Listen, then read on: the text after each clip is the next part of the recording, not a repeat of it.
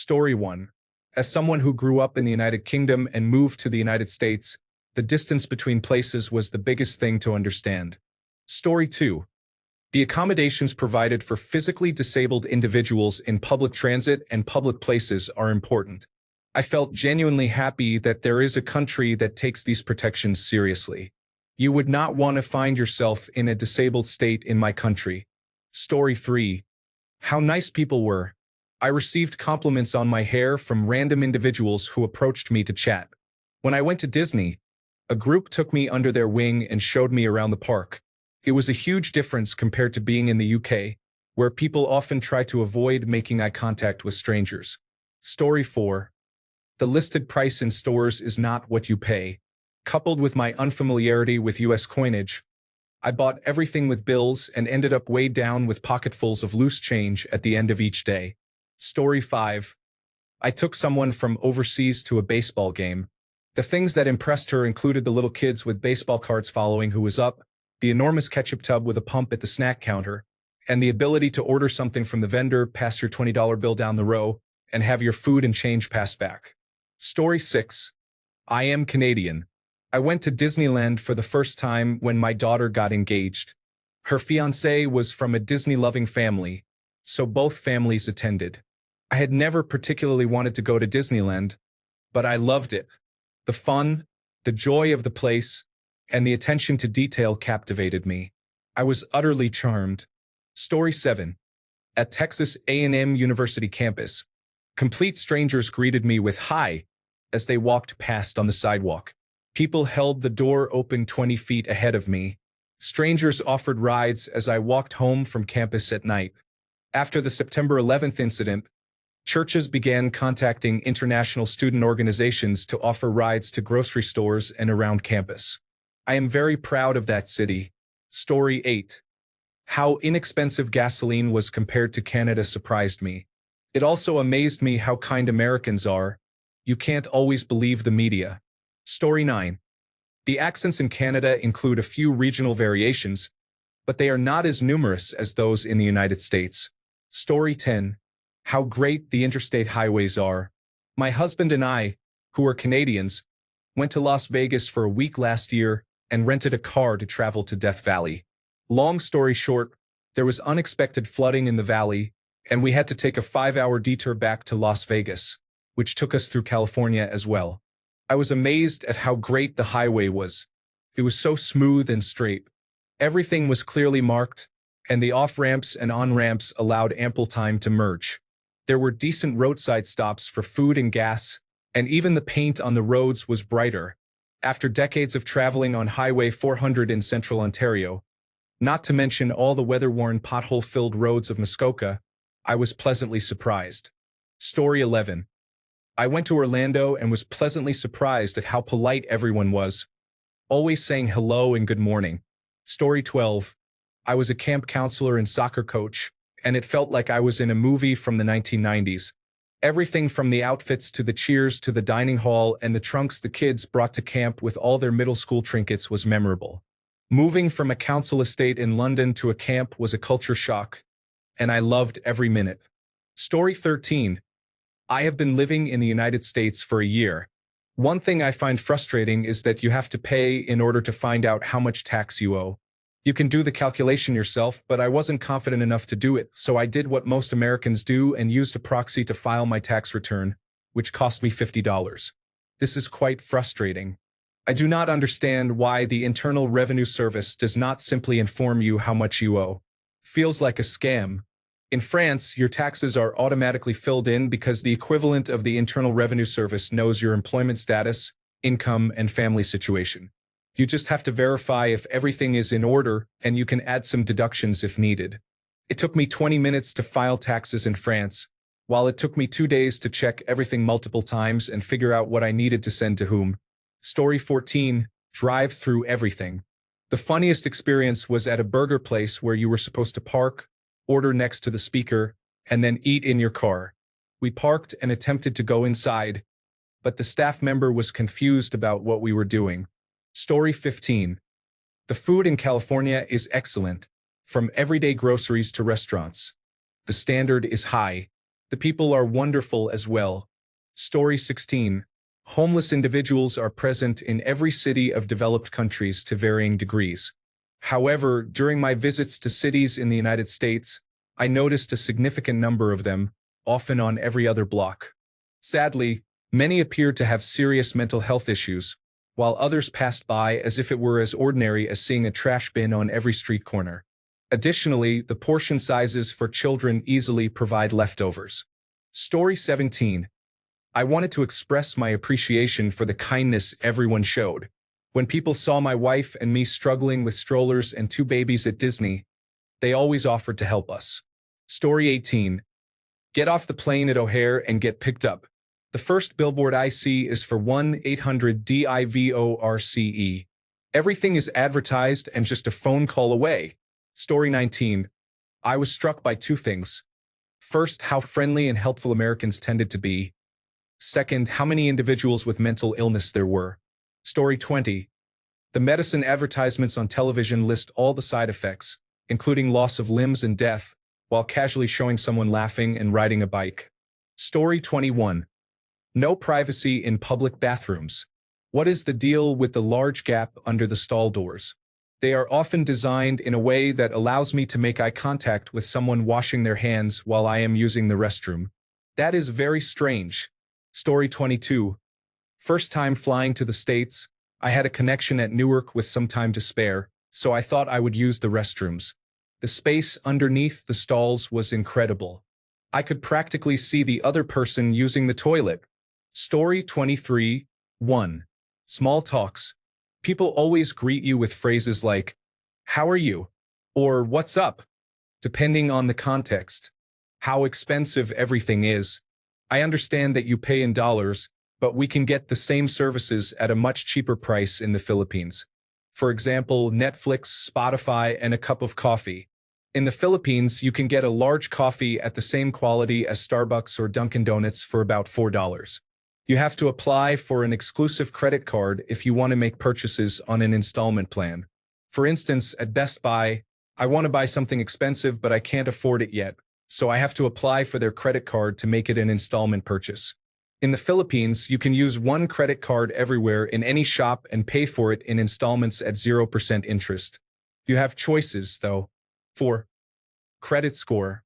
I didn't know how credit scores worked before, and I had to build up my credit score first. Some Americans are gentle and kind people. Maybe it depends, but I work in a hospital where everyone is very professional. I used to believe that Americans were rude and racist, perhaps because I watched a lot of crime documentaries. How convenient everything is for me. In my country, we need to arrive early at public or government offices because there are long lines which can take up the whole day. Tipping. Tipping is mandatory everywhere. Traffic. It's amusing how Americans complain about their traffic. They should wait until they experience the traffic in the Philippines. Coming from a developing country, I find the healthcare here to be advanced, and everything must be done by appointment. In my country, you can see doctors by just walking in. It's first come, first served. 10. Malls. Your malls are quite disappointing. 11. Tax. Your tax is not included in the actual price, which confused me at first. I have a lot to share, actually. Story 24. Not including sales tax in the price of items. If something is listed at £9.99 in the United Kingdom, you pay £9.99. Story 25. The tipping culture, the intensity of air conditioning in grocery stores, and the high level of card dependency in most places are significant issues. Story 26. Outside of the cities, the countryside is beautiful. The diversity of mountains, forests, deserts, and lakes creates a big and varied landscape. Story 27. I wouldn't say anything shocked me at all, but here are 3 observations I noted. The amount of advertisements on television is excessive, especially for pharmaceuticals and insurance. Yellow school buses are not just a Hollywood prop used to represent Americana. Homeless individuals are living on the streets, using sewer and metro vents to stay warm in winter. Homelessness is virtually non-existent here, prescription medications cannot be advertised, and school buses are operated by the same companies that provide standard shuttle services between cities. Story 28. We were driving toward the Grand Canyon in a remote area with no buildings around when suddenly, there was a fireworks shop next to a preschool. Story 29. How big and beautiful your country is. Zion, Bryce, and Yosemite are stunning. I drove through Arizona, Utah, and California, which were just amazing. I flew to Houston, where I saw jungles and plains. New Orleans was incredibly exciting. Beverly Hills Cop did not prepare me for your national parks. However, your indigenous people are treated appallingly, and applying sales tax at the checkout is unacceptable. Story 30. I am not American myself, but I dated one. During her first visit, we went to a restaurant, and she was livid when the server refilled her drink, even though it was only halfway full. She tried to call the server back to explain that she did not ask for a refill and would absolutely not be paying for one. Then, when my best friend and I told her that refills were free in the United States, she made a joke about it, referencing his weight. Story 31. The contrast between affluent neighborhoods and impoverished neighborhoods highlights the stark poverty in certain areas of the wealthiest country in the world. Story 32. I was a truck driver and regularly delivered across the United States. In Tennessee and Alabama, I heard people talk and act like the caricatures seen in movies. I thought it was fiction, but some people truly embody the Southern stereotype. Story 33. How much nature there is. Obviously, there are still areas of massive development and agricultural use, but you will find miles of untouched wilderness, whereas the United Kingdom considers small patches of trees good enough and gets hesitant about rewilding schemes that involve any animal bigger than a rabbit. Treasure it. Story 34. Everybody was very nice. I am Canadian, and many people here hold misconceptions about Americans. In my experience, they are nicer and more polite than those at home. Story 35. Just how big it was and how sheltered I was from different ethnicities and cultures. I came from a small country town in rural New South Wales, Australia. My cousins lived in Houston. I had only ever seen an Aboriginal person as an example of someone other than someone of European descent. When we arrived in Houston, I was 10 years old in 2002. I saw African Americans, Hispanics, Latinos, and Asians. I realized how predominantly European my ancestry and the place I lived were, and how I had only seen different ethnicities on television. As I grew older, I understood how important positive representation is in the media for people of color based on this very experience. Story 36. 1. I'm extroverted, so I love the culture of many people being happy to strike up conversation. I would consider moving to the United States just for that. I landed in Dallas and then took a bus to San Antonio. At the bus stop, there was a man in his 40s who was casually open carrying. That was very strange to me. I decided to avoid that situation. A couple of men tried to flirt with me on the street during my month-long trip. It was whatever. However, there were 3 instances when a male friend on the trip stepped in to ensure I was okay after I politely declined a guy's advances, and he persisted. The man would then turn to my friend and say, "Oh, sorry. Does she belong to you? My bad. You both have a good day." Although they weren't being disrespectful, their phrasing was unusual. Chicago deep dish pizza was incredibly delicious. Story 37. When they took my card away at the restaurant, we had tap payment options everywhere. Like 15 years ago, America, this fancy first world country, had a waitress take my card, and I had to sign a receipt. Story 38. How friendly and polite everyone was to me. I went to Los Angeles International Airport prepared for negativity, and all I was asked was if I was carrying $30,000 in cash. When I visited New York for the first time, the police officers were helpful and kind. People stopped by and randomly chatted with me at the local coffee shop when they heard my foreign accent, and I felt ashamed of my prejudices. So there you go. Story 39. Prices on items do not match the amounts paid at the checkout. Why can't retailers display the total, tax-inclusive amount on products? Story 40. I was 17 and believed cashiers when they said, "Have a nice day." It actually made my day too. Story 41. Most of the United States is flat or horizontal. especially in regions like Dallas-Fort Worth, and is not like New York City as portrayed in movies or television shows. Story 42. Flags and political signs in people's gardens and yards are common, as are bumper stickers in shops and cafes.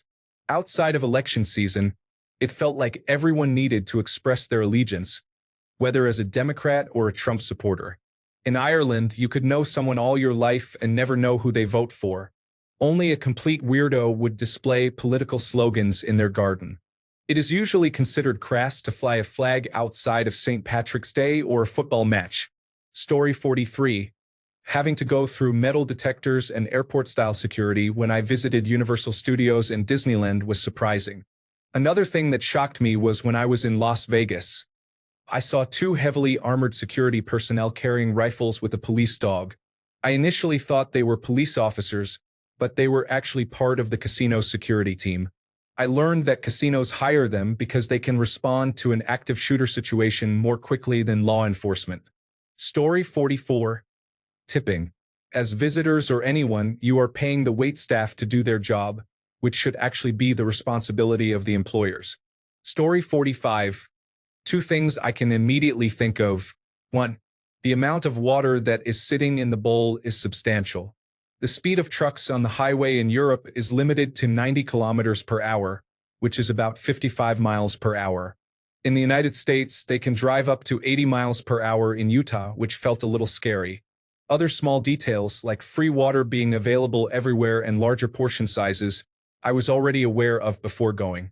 One last thing that comes to mind is the availability of toilets in almost all stores, which you can use freely. I wish that was a standard in Europe. Story 46. Just finished a road trip with two first-time visitors. Everything is bigger in the US. The distances, the cars, portion sizes, drinks, bills, and holes in the ground. Story 47. That nobody walks. I took a 20-minute walk to the supermarket, and my girlfriend thought I was crazy. I didn't see anyone else walking, jogging, or walking their dog. Story 48.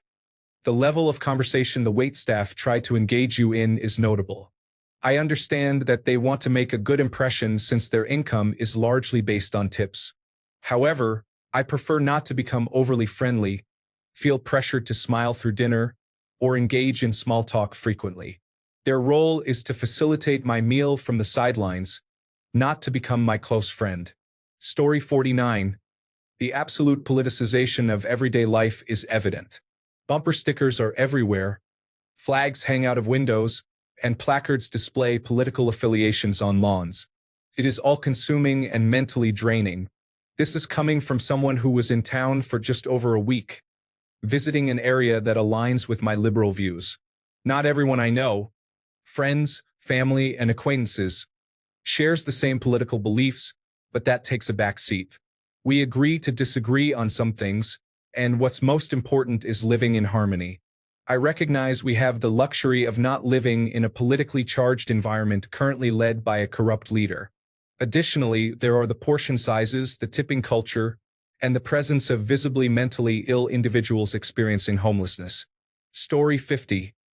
The amount of merchandise related to a political movement being sold everywhere, especially in Florida, is astonishing. It is incredible how politics are treated as a team sport in the United States. In Canada, we recently had an election that lasted 36 days, and we were already weary of seeing political figures' faces everywhere. Random vendors selling political flags and apparel in Canada are extremely rare. Story 51. All the waste. People waste so much food. Kids have too many toys. So many that I often see them with toys still in boxes or getting bored of opening presents on their birthdays. There is little value placed on belongings and food. On the flip side, people complimenting each other simply because they feel like it can be wonderful. People can be incredibly kind at times. Story 52. When my stepson from Australia came to visit in California for the holidays, he was shocked by all the advertisements for medications. Story 53. If you order an iced tea, it is not the same as what you would get if you ordered an iced tea in Canada. This is surprising when you think about it. The United States is often associated with sweet beverages. Unless you specify sweet tea, your iced tea will likely be very bitter. Additionally, there are flags everywhere. This is a well-known fact by now. Story 54. I am originally from South Korea, and in high school, all my Korean friends were shocked that we were allowed to wear what we wanted to school, and that we could wear makeup and highlight our hair. It was truly astonishing to my girlfriends in Korea. The outfits teen girls were allowed to wear, like uncovered shoulders or the tops of their backs showing, were surprising to Koreans. They were also very envious of prom, as there is nothing similar in Korea. Story 55.